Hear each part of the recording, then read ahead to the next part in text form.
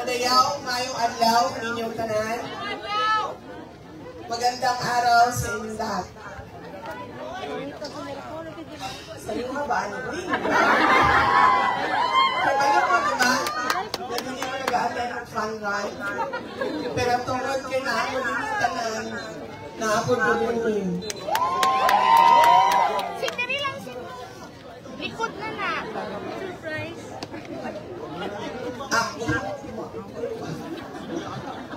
Basta Pilipina, ma'am. Guwapa yun na. Ang Pilipina din na nagtindog. Guwapa na.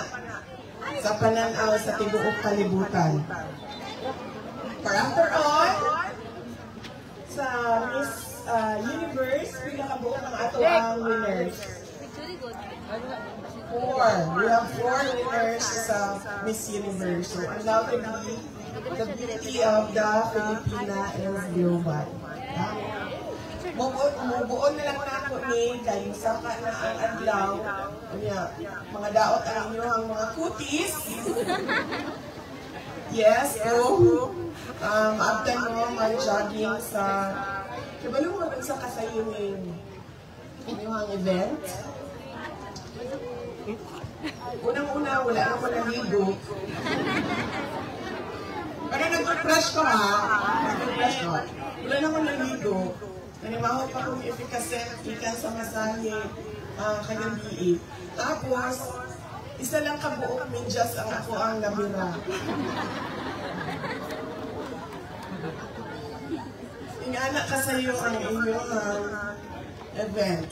First off, I'd like to thank the organizers, on any Sunday Riders, and to our partners, the Orang Butri Triathlon Team.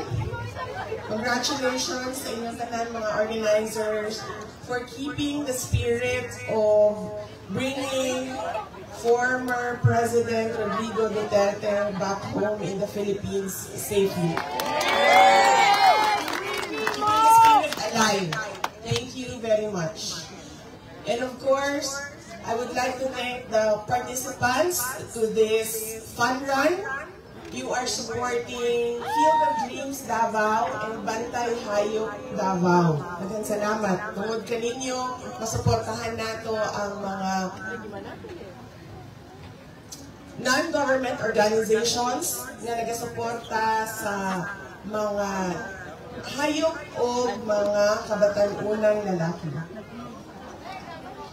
The fact that you chose to spend your Sunday morning on the Davao Coastal Road is not just for the thrill of the ride, but for something bigger. And we are truly grateful. On behalf of the family, we thank you as well for your prayers and your continued support to former President Rodrigo Duterte. Naghanan ng utalang kabiin, kung tinuod ba itong nakita siyang unconscious sa iyang room, dili ito tinuod o walay nang tabo nga ato. In fact, sa pagtawag, natulog siya ako nga panahon na, itawagan siya sa abogado o pangutana siya kung tinuod ba nga nakitaan ka unconscious sa iyong kwarto, yun siya wala. And maybe it was just a prank by many of my supporters. So, dili ito tinuod. And we hope to hear good news for the public hearing on his on the appeal for his interim release on November 28th. But if not, we will continue to, the family will continue to support him in his stay in The Hague, in the Netherlands, and of course, continue to work with the defense team with regard to his legal case. So, daghang salamat kaninyong tanan.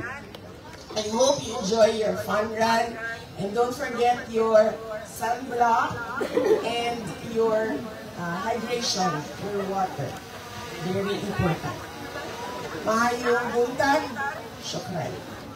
Ladies and gentlemen, the Vice President of the Republic of the Philippines, Honorable Sara Zimmerman Duterte.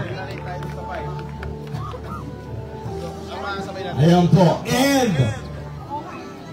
our Vice President will do the honor of pushing the button for our 3K runners, ladies and gentlemen. How about that?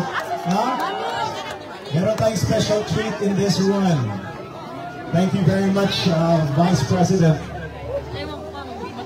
Alright, so, we're counting down the last 10 seconds. Here we go. Sabay-sabay po tayong pagbilang. And then our Honorable Vice President will push the button for the starting horn.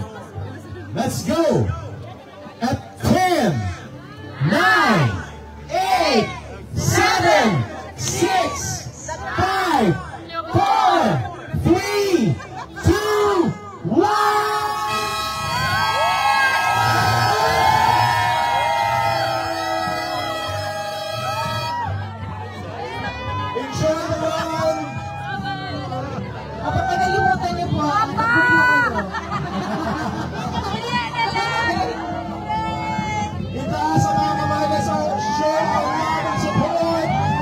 Good morning! My contact VP!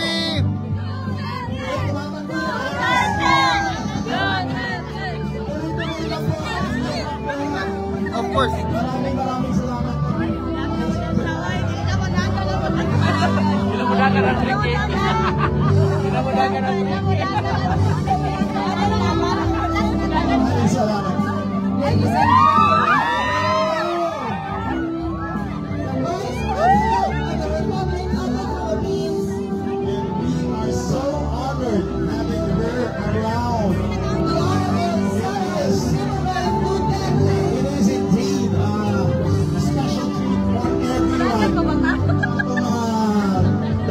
And even sa mga supporters ko ng mga Duterte coming from the different parts of the country, Luzon, Visayas, and Mindanao. Thank you very much. And as mentioned by our dear Vice President, let's keep on praying, hoping, crossing our fingers na makauwi na talaga si Tatay Duterte sa Pilipinas and especially here sa lungsod ng Davao.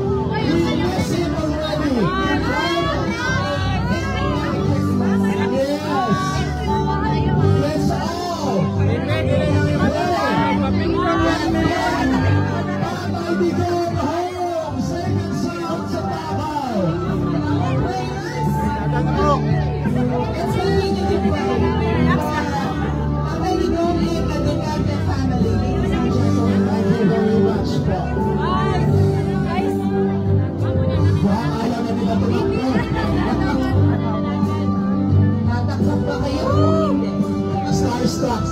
Actually, kami din po, Starstruck.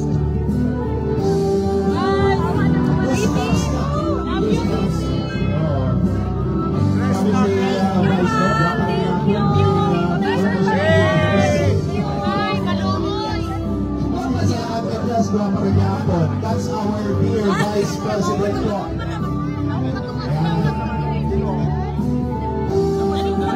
Thank you very much, ladies and gentlemen.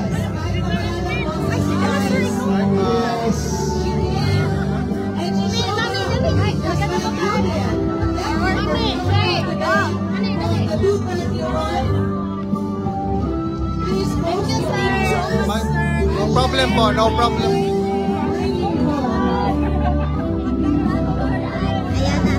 That's our Vice President, Sara Zimmerman Duterte. Of course, ma'am.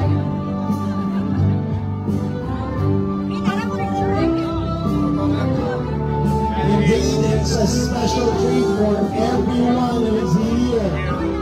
Diba? Pinasayang yung pag-isip niyo sa umaga na madaling araw. Yung iba, nabitin yung tulog.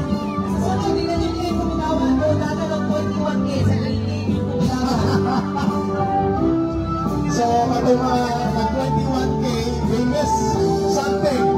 But nevertheless, they did something good naman. And that is showing the support for our dear Tatay, Tatay Digo.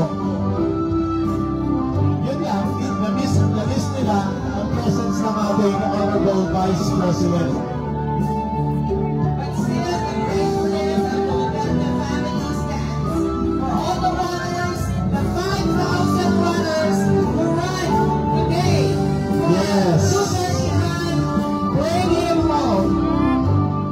di na din sila managan yun. I'm sure you guys are enjoying this time together with our dear Vice President. It's not an everyday thing na lumalabas po siya sa public, okay? Especially on run events like this, no? We've been hosting events, fun runs, but dito lang po sa Duterte Run natin makikita si Vice President po.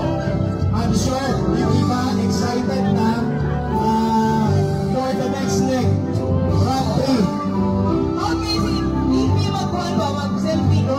Lagi, mas maipal si VP mag-selfie kaysa ko ba? Kaya ako mag-selfie kanina, namurot ko. Namurot ako sa excitement. Wala naman live pa. No? Yes.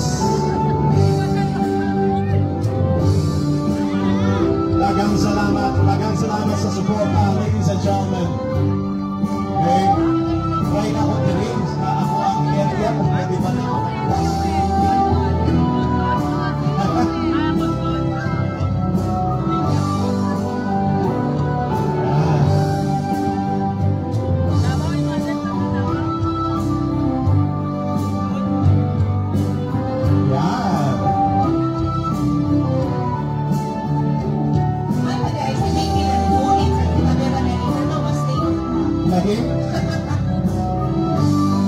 Dapat ay 5.1 na siya.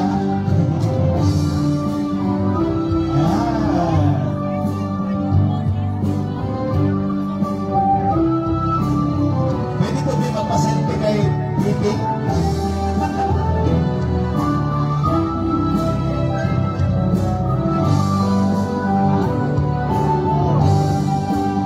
Dagang salamat yung kaayo, VP.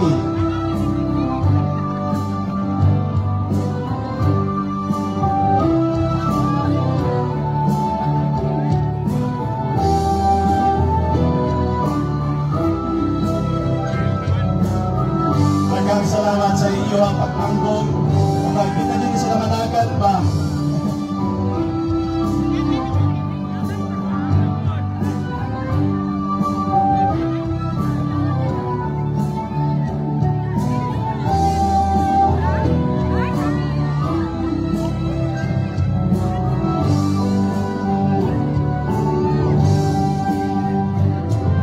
Sabi nyo kayo si Bibi mag-selfie, no? May pas-pas man. O, siguro yung nasahay sa iyo, ano, yan ka mo. Bakit?